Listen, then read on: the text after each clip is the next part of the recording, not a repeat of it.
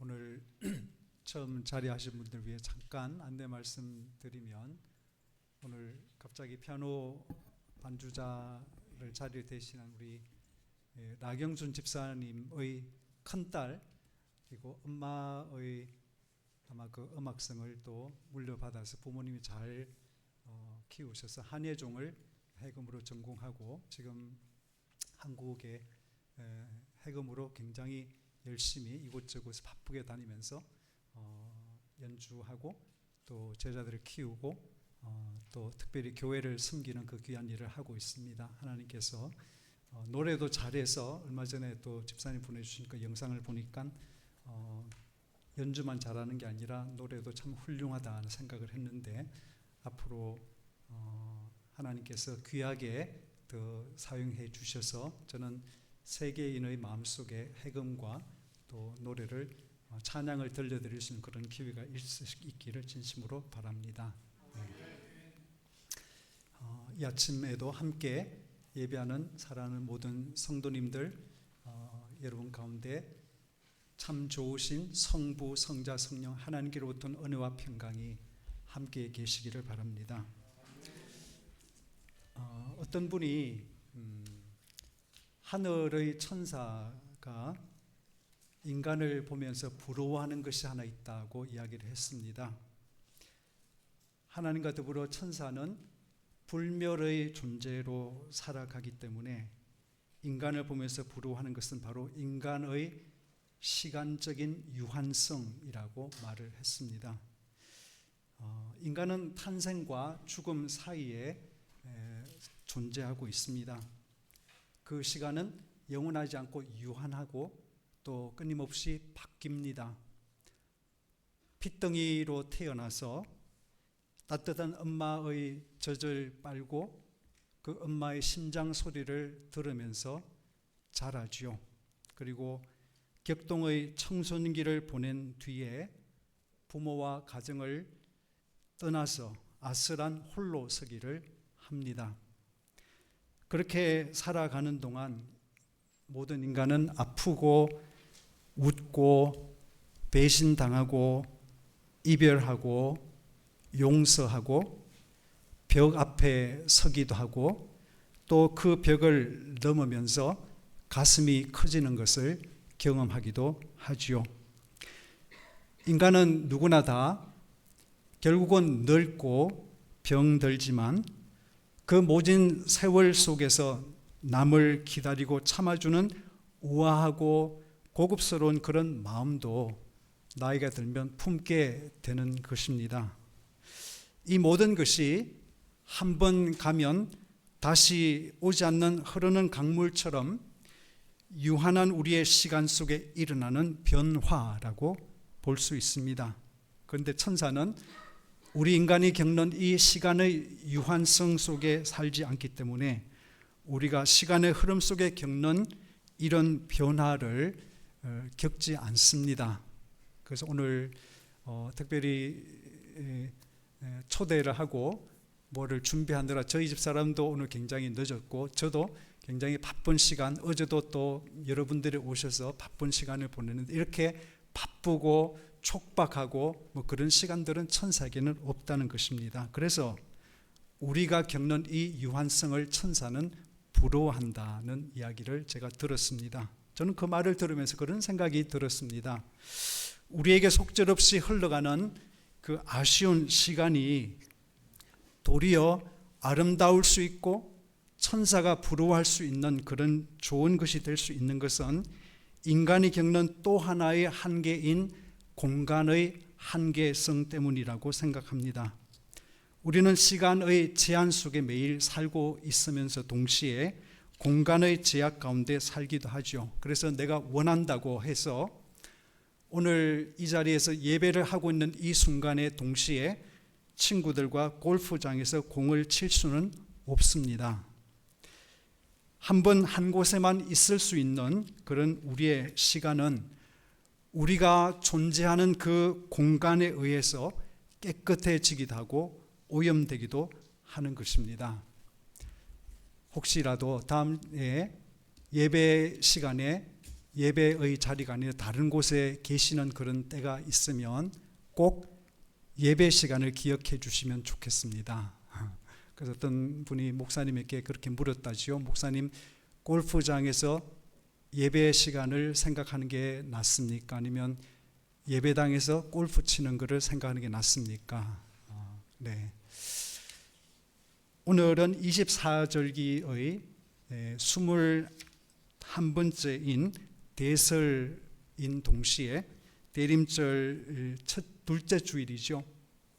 대림절이라는 것은 한자로 기다릴 때자, 임할 임자, 절기 절자를 사용하지요. 그래서 예수님이 2000년 전에 베들레헴 말구에 탄생하신 것을 기억하는 그런 시간인 동시에 그 예수님은 다시 오시리라고 하셨기 때문에 오실 그 주님을 기다리고 기대하는 그런 소중한 시간입니다. 믿음 생활을 한다는 것은 이 두 개의 축이죠. 기억과 기다림, 그 가운데 우리 자신의 중심을 잡는 것이 믿음 생활의 핵심이라고 볼 수 있습니다. 이미 일어난 성경에 기록하고 있는 하나님의 일을 기억하는 동시에 그 하나님께서 앞으로 또 우리의 삶 속에 하신다고 한 그런 일들을 기다리는 것, 기대하는 것이 그 둘 사이에 우리는 살고 있다는 사실이에요. 그래서 저와 여러분들이 이 대림절에 기다림과 희망의 초가 하나하나씩 켜지는 동안 우리의 삶도 예배의 시간이 될 수 있기를 바랍니다. 기다림의 찬송을 부르는 그런 노래의 공간이 될 수 있기를 바라고, 또한 나아가서 이 추운 겨울에 얇은 이불을 덮고 사는 시린 이웃을 돌아보는 그런 섬김과 공간, 나눔의 공간을 통해서 우리의 시간이 더욱더 거룩해지고 깨끗해지는 그런 은혜가 있기를 진심으로 소망합니다. 여러분, 예수 그리스도가 하나님의 아들로서 2000년 전에 이 세상에 인간의 몸을 입고서 우리가 살고 있는 이 공간, 또 우리가 한계 안에서 겪고 있는 이 시간 속으로 들어오셨다는 사실은 세상에 대한 하나님의 자신의 책임과 성실을 드러내는 것입니다. 당신이 창조하신 세상을 인간이 하는 대로만 두지 않고 간섭하고 고치시겠다는 그런 뜻입니다. 인간의 실력과 재능과 판단에만 세상의 운명을 맡기지 않고 하나님께서 당신의 공의와 사랑으로 돌보시겠다는 뜻이 담긴 것이 예수님의 오신 사건의 의미입니다. 기독교 신앙은 예수 안에서 일어난 하나님의 그 책임적 사건을 우리 마음속에 적극적으로 수용하고 이에 감사와 감탄과 겸손 어린 순종으로 반응하는 것입니다. 오늘을 위해서 지정된 복음서 본문은 하나님이 하시는 일의 시작을 보기 위해서 우리를 광야로 이끌어 가십니다. 여러분, 광야라고 그러면 누구나 떠오르는 이미지가 있지요. 사막도 떠오르기도 하고 또 어떤 분에게는 황무지가 떠오르기도 하겠습니다. 광야는 사람이 살기 어려운 척박한 조건의 공간입니다.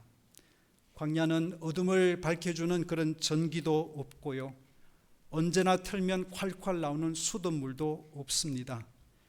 비가 오면 받들 우산이나 피할 처마도 없습니다. 광야는 밤의 추위를 피하게 해줄 수 있는 그런 온돌방도 없고요, 뜨거운 해를 가릴 수 있는 그런 가림막도 없습니다. 우리의 일상을 지탱해주는 모든 편의가 다 사라진 곳이 바로 광야입니다. 눈에 익은 아무것도 보이지 않고 귀에 익은 모든 세상의 소음도 들리지 않는 공간이 바로 광야입니다. 그런데 성경의 본문 가운데에서 우리를 광야로 부르시는 하나님께서는 그곳에서 어떤 소리를 우리에게 듣게 하십니다.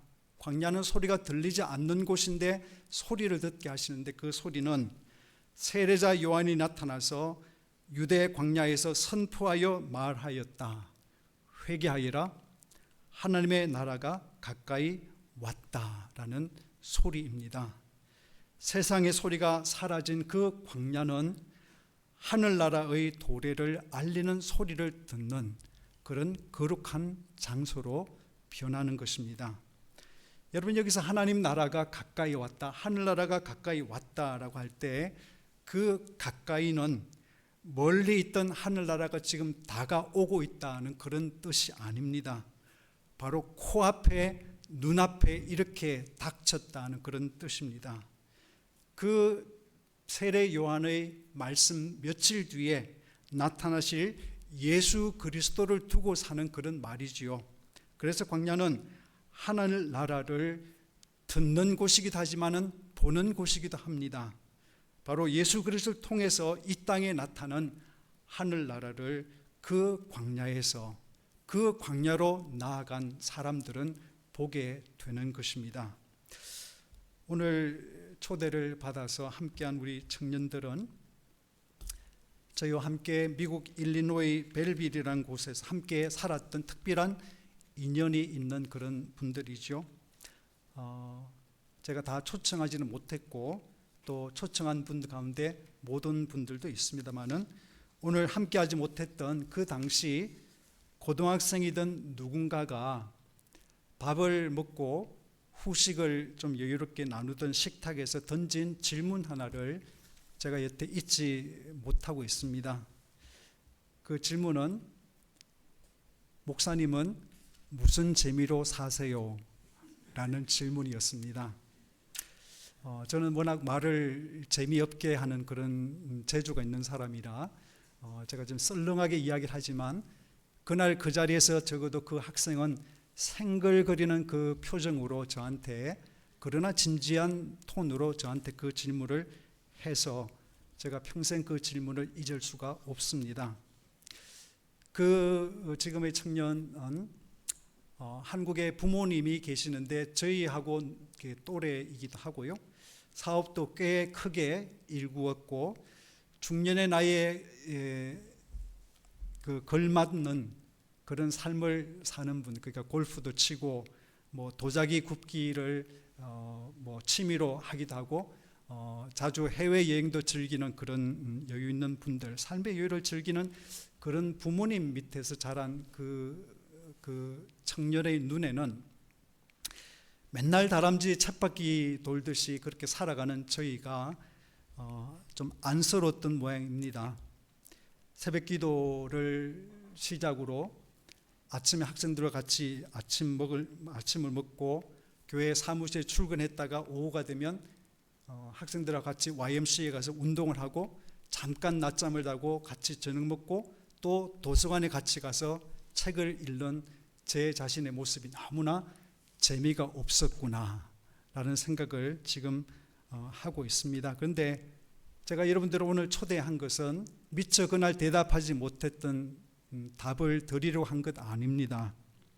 그때에 비하면 제 삶이 훨씬 더 재미없어 보일 수도 있기 때문에 제가 무슨 말을 해도 안 믿으실 것 같은 그런 생각이 듭니다. 다만 제가 아쉽고 또 미안한 마음을 가지게 되는 것은 예수님을 믿고 그 예수님을 사람들에게 전하는 전도자의 삶이 가지는 다른 청위의 삶이 제대로 드러나지 않았다는 그 사실 때문에 그래서 미안하기도 하고 또 안타깝게 생각이 되는 것입니다. 세례자 요한이 보이고 들리는 하늘나라로 선포한 그 예수님이 3년 정도 유대 지역을 다니시면서 하늘나라의 착한 일들을 행하셨죠. 그래서 각색 병전자를 고치시고 가난한 자들에게 하나님께서 너희들을 기쁘게 받으신다는 말씀을 하시고 죄인들에게도 하나님께서 너희를 용서하기를 원하셔라는 말씀을 하시고 소외된 사람들의 손을 잡아주시고 또 우는 사람들의 가슴을 달래주기도 했던 그 삶을 3년을 살아간 뒤에 제자들에게 질문을 던집니다. 사람들이 대체 나를 누구라고 하느냐? 그리고는 사람들의 이런저런 대답을 듣고 난 뒤에 너희는 나를 누구라 하느냐라고 물으십니다. 그러자 베드로가 예수님의 수제자답게 주님은 하나님이 기름 부으신 하나님의 아들이고 또 살아계신 주님이라고 그렇게 고백을 하죠. 우리는 그날 학기 말 논술고사에서 그렇게 A+ 대답을 잘 하고서 칭찬을 들은 베드로를 부러워하고 그냥 그렇게 넘어갑니다. 그런데 사실은 그 부분은 그렇게 쉽게 넘어갈 수 있는 부분 아닙니다. 예수님의 그 자기 정체에 대한 질문과 제자의 답이 우리에게 시사하는 중요한 점이 있습니다. 그것은 예수님은 아무리 봐도 언뜻 봐서는 예수님의 정체를 알 수 없더라고 하는 점입니다. 예수님에게서 도대체 하나님의 냄새가 나지 않았고 하늘나라가 어떻게 예수님 안에 이 땅에 왔다고 하는 것인지 사람들은 눈치를 채지 못했다라는 것입니다. 제자들처럼 3년이나 동고동락하면서 자세히 보고 오래 보아야 그 정도의 고백을 할 수 있을 정도로 예수님은 드러나지 않게 오셨고 그렇게 사셨습니다. 자신이 얼마나 대단한 분인지를 증명하시기 위해서 일부러 예수님은 기적을 행하시거나 자기 주장을 분명히 하신 적도 없습니다. 그게 예수님 오심이 갖는 신비입니다. 그래서 세상 사람들은 이것을 신비로 경험하지 못하고 실망이나 심지어 신성모독으로 걸림돌로 말도 안 되는 그런 소리로 받았습니다.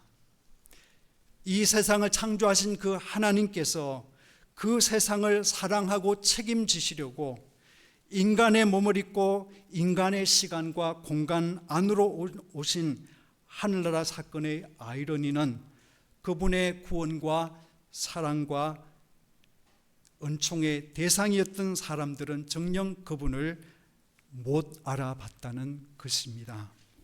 그래서 저는 오늘 우리가 여기 있는 것이 그 자체가 기적이고 신비라고 생각하는 것입니다.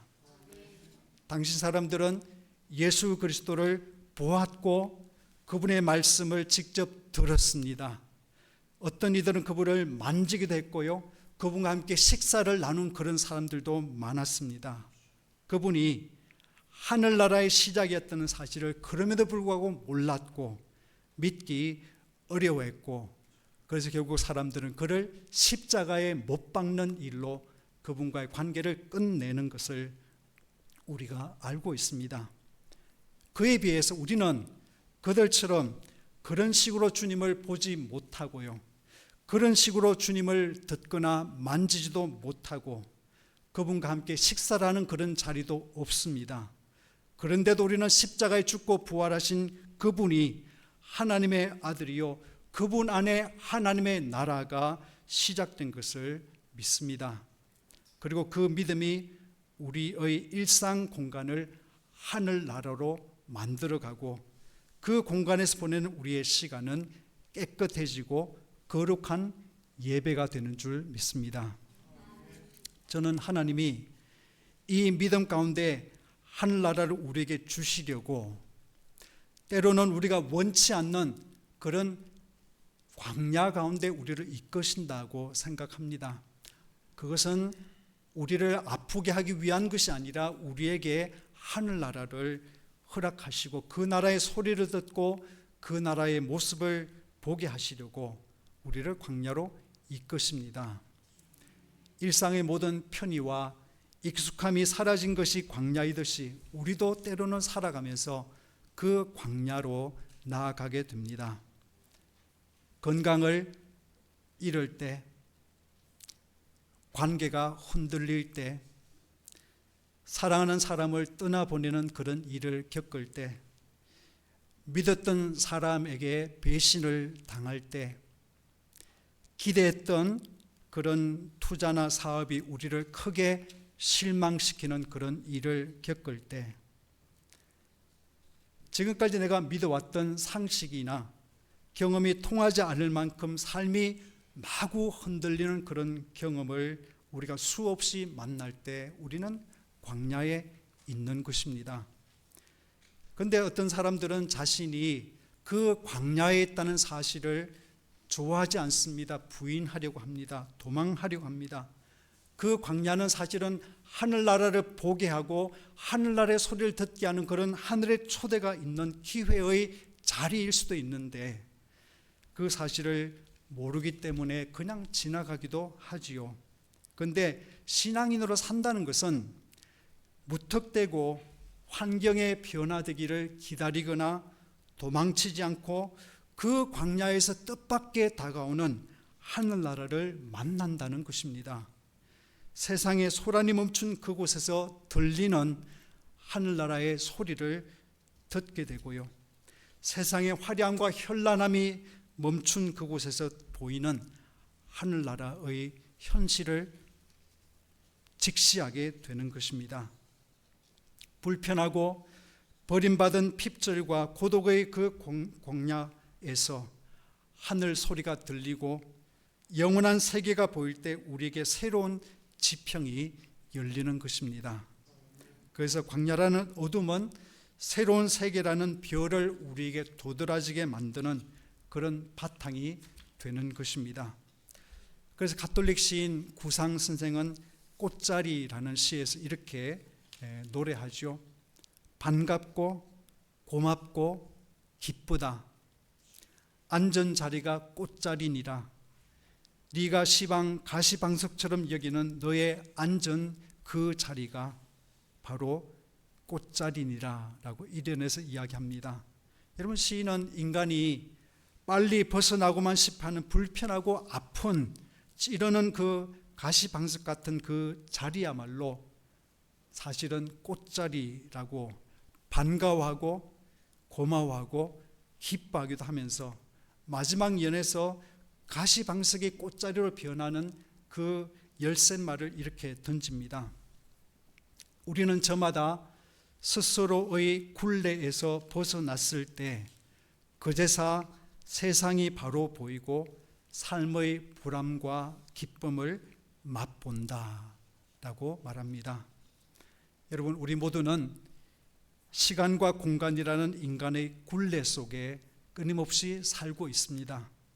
우리가 노력해도 그 시간을 마음대로 누릴 수 없고요, 우리가 차지하는 그 공간을 우리가 노력한다고 벗어날 수도 없습니다. 그런데 하나님이 우리의 공간과 시간 안에 들어오실 때에 우리의 시간과 공간은 드디어 영원한 하늘나라에 잇대게 된다는 사실을 기억했으면 좋겠습니다. 하나님이 우리의 여전히 불완전하고 결함 많은 우리의 삶을 예수 그리스도 안에서 사랑하시고 성령으로 도우신다는 사실을 믿을 때 우리의 불완전한 삶은 우리에게 뜨겁고 가슴 벅찬 기쁨을 주실 것이요, 부족한 삶은 우리에게 충만한 삶으로 충만한 세계로 이끌어가는 그런 문이 되어질 줄 믿습니다. 하나님이 사랑이 우리와 함께 하시고 하나님은 사랑으로 우리를 다스리고 계시다는 그 사실을 믿고 예수 그리스도 안에서 하나님의 얼굴을 늘 바라보며 주님 다시 오실 때까지, 혹은 내가 주님을 먼저 만날 때까지 탄탄한 기억과 명랑한 기대로 날마다 채워가는 복된 삶이 되기를 주의 이름으로 축원합니다. 기도하겠습니다.